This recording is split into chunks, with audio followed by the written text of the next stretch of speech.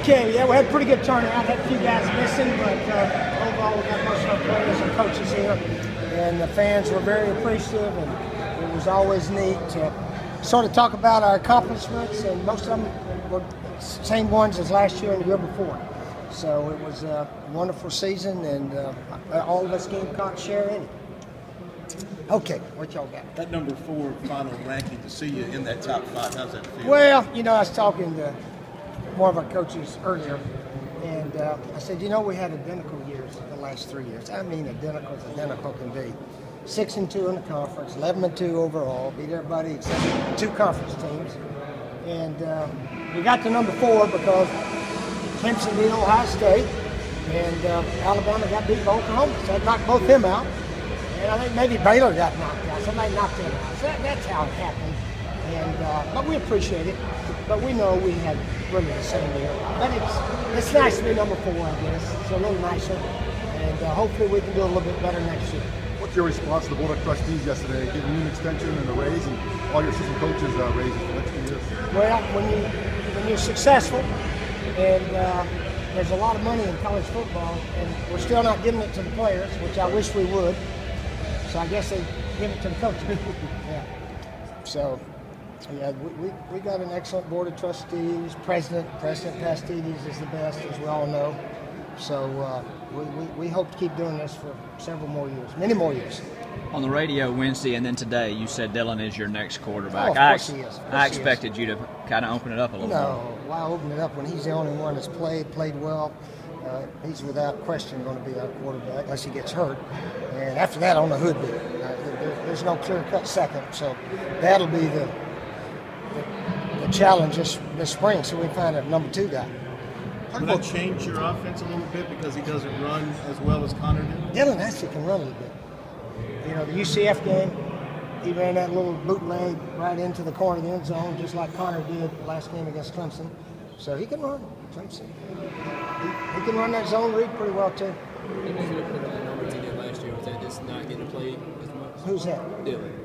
No, we'll worry about this coming year a little later on. But no, Dylan will be our quarterback. Ray Tanner was talking to us about your desire to stay in Columbia whenever your coaching days do end. Well, that's the plan right now. That's the plan to stay here. How much And our plans change a lot as life goes on. I didn't plan to still be coaching right now, but you know, it's been going pretty well. Obviously, I can remember everybody's name, right, Josh? So, I was impressed. Okay. I was a little surprised. Yeah, people tell me my memory's okay, and I can still call the play. So why stop? You know, why stop? You once said you couldn't see yourself coaching into your 70s. Could you see yourself I think I coaching said I couldn't see myself coaching into the 60s. I was going to say, could you when see I was yourself 45. coaching to your 80s? When I was 45, I figured, you know, 15, 17 years. Could you go to But your then 80s? you know, I'm not trying to brag about being a workout guy, but that's what I do. And I gotta believe everything I read in the health magazines, that those people that work out regularly and routinely have a chance to live healthier lives. So that's just sort of what I do. Encourage everybody else to do it. It seems like you really enjoy working for Ray Tanner, also working with Dr. Pastides. Like, how important is that to have a coach to get along with the AD and get along with the Well, I've always gotten along with all of our ADs and presidents, but these 2 guys are special. They're a little bit more friendlier, or a little bit more, you know, what can we do to help the overall program? And they're super to work for. This is a big recruiting weekend for you guys. How much It does this is. atmosphere help? I think it really helps. I think the players, we'll talk to them at dinner a little bit later tonight. You're going to be on that floor maybe next year, and the next year, and the next year. What do you want me to say about you? You want to have 11 wins? You want to be top 10? Then we got to work the way these guys have. And I think they know that, and I think that's why they're coming here. I think about 16 or 17 of them are already committed, right, and 2 or 3 are not. But it's a good recruiting class that hopefully will end up being that way on February the 5th. How about having your staff back intact for the first time since you did? Yeah, I think all these guys enjoy working here. They enjoy living in Columbia, and we have a pretty good setup. As you guys know, I don't overwork. I'm not going to be accused of outworking anybody by hours. Hopefully we outwork people when we're with our players. To me, that's the time you do your best work, is when you're with your players. So these guys really enjoy it here. I know I do. I think all of us do. Talk about your identical years. What going forward? What needs to be done to maintain that level of success? Just keep doing what we've been doing. And of course, we lose Connor Shell now.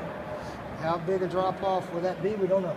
We just got to go play and find out. But I mean, for a guy to go throw 22, 23 touchdowns on one pick, he's had a phenomenal career.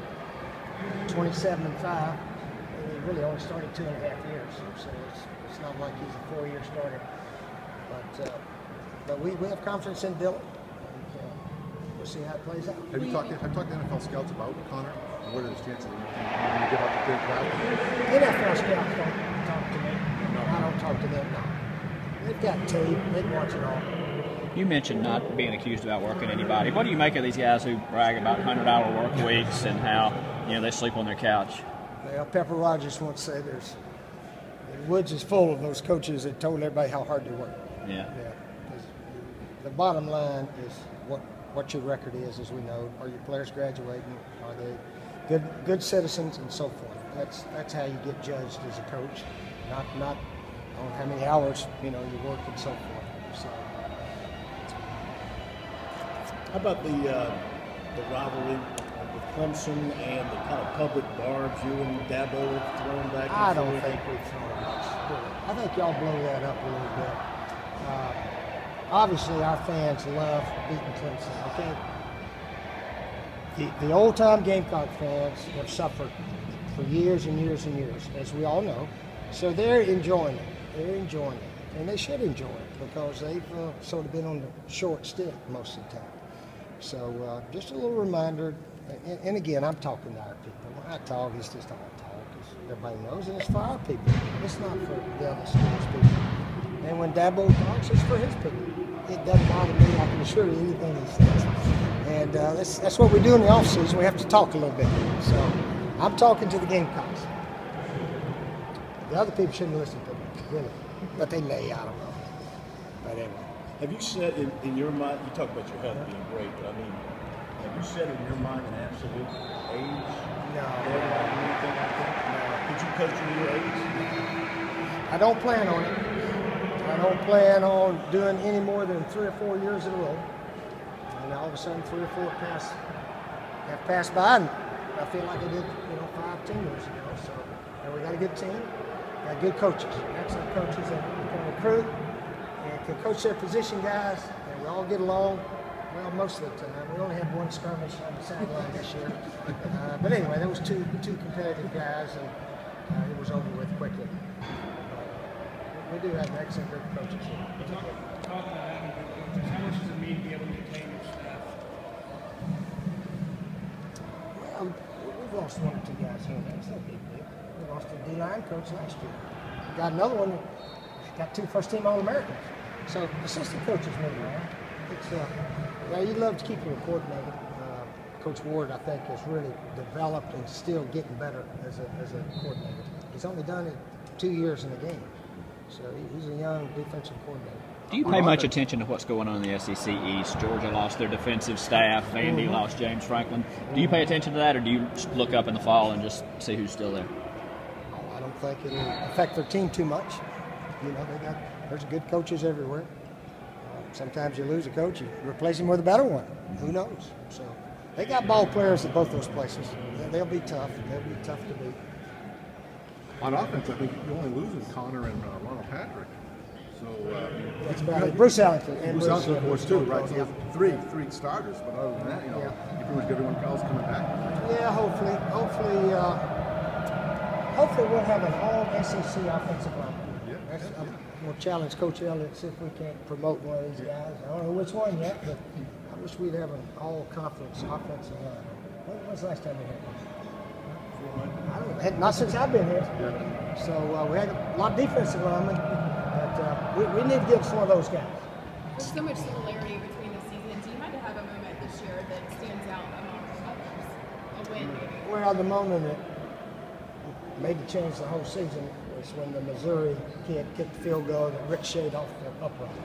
And lo and behold, we said, I'll be dang, we won this game. And we was trying to figure out how we won it, but of course Connor and Bruce and Mike Davis And our defense played very well, especially the second half and so forth. So then after that, we couldn't lose. Something good always happened. We just kept playing. Elliott Fry, I don't know where he is. He was supposed to be here today, but he made 4 out of 5 field goals against Florida. Made the winner against Missouri. So it just sort of fell in place, to tell you the truth. Did you have any offensive linemen you thought should have done all SEC this year? No. I think they all played pretty well, but not exceptional, I don't think. So they were close, though. Did AJ make second team? AJ made Somewhere, I think. Okay. Yeah, hopefully we can get us an all-conference game. We'll see in the summertime. Yeah. Yeah, we're not blaming Finker, if that's what you're trying to say. I was in no way trying to blame Baker. Yeah, we just need to play a little meaner up front. But we can. Now, Ty Rogers will have a chance to move in to be a starter. He'll have a chance this spring. So it'll be a good spring practice, I think. See if we can't get better. Spring game, by the way, is April 12th. April 12th spring game. I forgot to say that out there. And of course, we play August 28th. Texas A&M comes in on August 28th, Thursday night. So those are the next events.